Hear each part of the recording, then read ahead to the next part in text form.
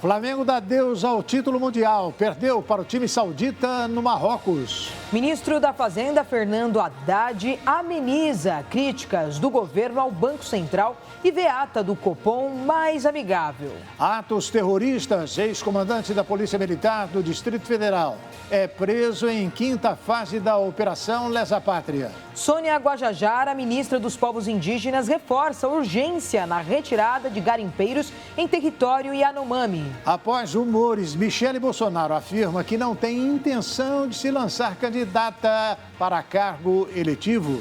O RB Notícias está no ar.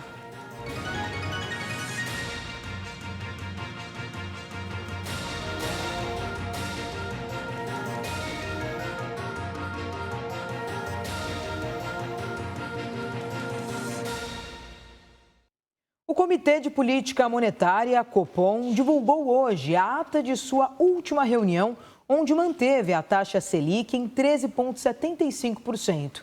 O ministro da Fazenda, Fernando Haddad, chamou a ata de mais amigável e amenizou as críticas de Lula ao Banco Central. O governo Lula vem fazendo críticas ao Banco Central e defendendo o corte de Selic, que é a taxa básica de juros da economia, sendo o principal instrumento de política monetária utilizado pelo Banco Central do Brasil para controle da inflação. O ministro da Fazenda ressaltou que a ata enviada pelo Copom na semana passada veio melhor que o comunicado. Ele ainda destacou que a proposta veio extensa, analítica, colocando pontos importantes sobre o trabalho do Ministério da Fazenda e ressaltou que esta é uma ata mais amigável em relação aos próximos passos que precisam ser tomados na pasta. Nesta segunda-feira, Haddad chegou a reclamar da análise feita pelo colegiado do Banco Central, que definia a taxa de juros. Ele também criticou o Copom, avaliando que a instituição poderia ter sido um pouco mais generosa com o governo federal em suas avaliações diante das medidas anunciadas em janeiro para melhorar as contas públicas. Esse é mais um episódio no ambiente de tensões existente entre o governo federal do presidente Luiz Inácio Lula da Silva e o Banco Central, que é autônomo e chefiado por Roberto Campos Neto, indicado pelo ex-presidente Jair Bolsonaro e com mandato fixo até o fim de 2024. A Caixa lançou nesta terça-feira um protocolo de intenções para atendimento aos povos indígenas. No evento em Brasília, além da diretoria do banco, participaram também Wellington Dias, ministro do Desenvolvimento Social, e Fernando Haddad, ministro da Fazenda. O presidente Lula, de última hora, cancelou sua ida ao local. O comentarista Ney Gonçalves Dias explica os reais motivos da ausência do presidente neste evento. Fala, Ney. O presidente Lula está desgastado com Haddad porque acha que Haddad foi apaciguador com relação à ata do Banco Central. O presidente Lula já criou problema com o presidente do Banco Central. Agora está chateado com o seu ministro da Economia. O presidente Luiz Inácio Lula da Silva, com as suas últimas declarações sobre economia, está tentando colocar fogo no paiol. É claro que a ata poderia ser discutida com relação ao problema fiscal. O Banco Central diz assim: o problema fiscal, todo mundo sabe que está um buraco lá, está devendo, estão gastando mais do que arrecada, e isso ficou provado, está provado matematicamente. Diz que por causa disso e por causa da inflação, e a inflação é medida. Agora estão querendo aumentar, a inflação é de 3, o que se pretende no Brasil é ter uma inflação de 3,5. Aí os neguinhos querem passar para 5, para 6, para não ter problema. Como? Como que isso é possível? Meu Deus do céu. Nós estamos com problemas sérios no país. É lamentável que Sua Excelência, o presidente Luiz Inácio Lula da Silva, o maior líder popular do país, que acumula uma experiência de 8 anos na chefia do Executivo do Brasil, ainda tenha problemas com relação à interpretação da inflação, do IPCA, da taxa de juros, que são fenômenos matemáticos. O Brasil tem inflação. No mundo inteiro se combate a inflação com o aumento da taxa de juros pelos bancos centrais. Isso foi feito pelo FED. A semana passada, agora está em 4 mais vírgula tantos por cento a taxa de juros dos Estados Unidos, uma maior taxa de juros em quase 40 anos. É preciso pacificar o país, diz o presidente Lula. E eu digo, presidente Lula, é preciso pacificar a economia do país. A Polícia Federal prendeu o coronel Jorge Eduardo Naime Barreto e mais 3 policiais militares do Distrito Federal responsáveis pelo policiamento na capital federal no dia 8 de janeiro.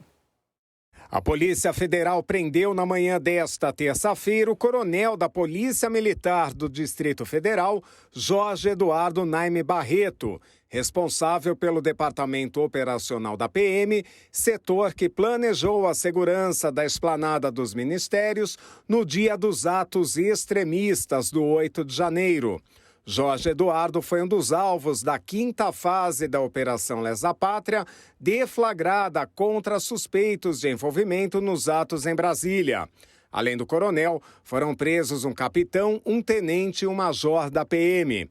Segundo o relatório do ex-interventor federal Ricardo Capelli sobre a invasão aos 3 poderes, o coronel solicitou uma dispensa-recompensa de 3 a 8 de janeiro e, por isso, não estava em serviço no dia dos fatos.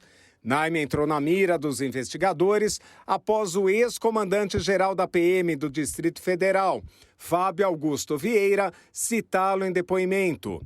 Vieira afirmou ter encontrado o colega no local dos ataques golpistas por volta das 6 da tarde do fatídico domingo. Ao todo, foram cumpridos 4 mandados de prisão, sendo 3 de prisão temporária e 1 de prisão preventiva no Distrito Federal.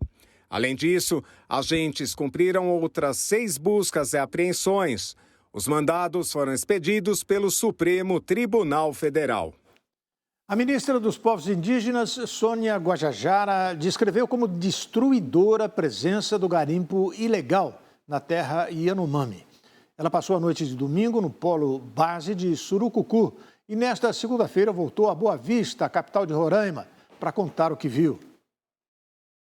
O que está sendo noticiado ainda está longe de mostrar a realidade, ali com essa presença tão forte de garimpeiros, com uma grande destruição no território.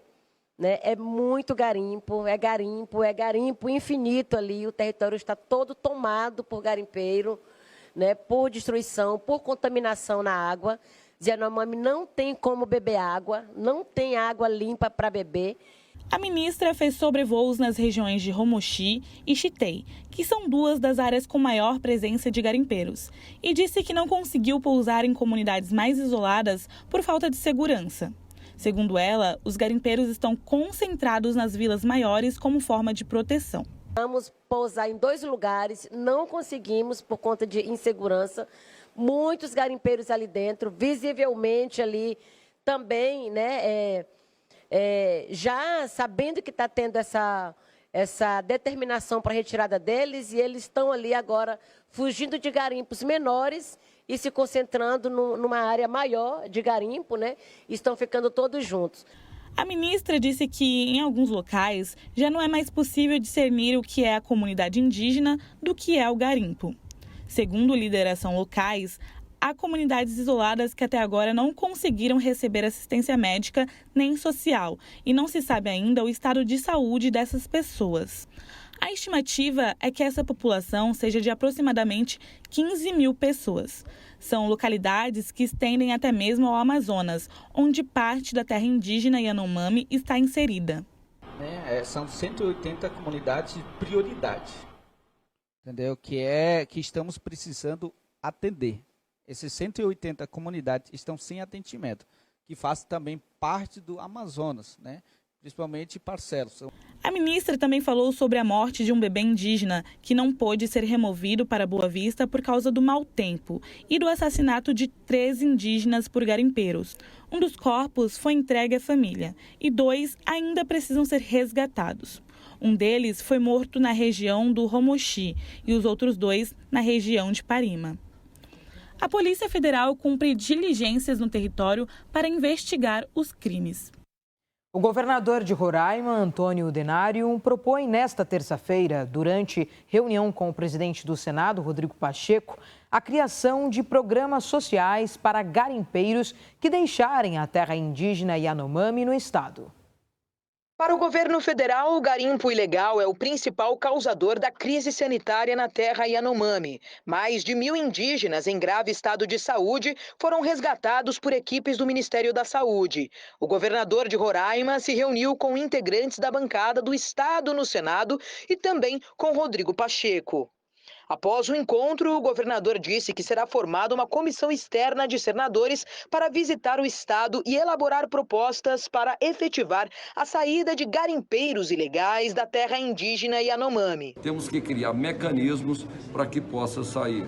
Uma das ações é o desbloqueio do espaço aéreo, criar novas áreas de mineração em cooperativas de garimpeiro, fazer um programa social fora de área indígena, lógico em áreas do estado, para que eles possam deixar essas áreas e poderem trabalhar, criar também programas sociais que possam atender essas pessoas quando eles saírem da área que eles estão trabalhando.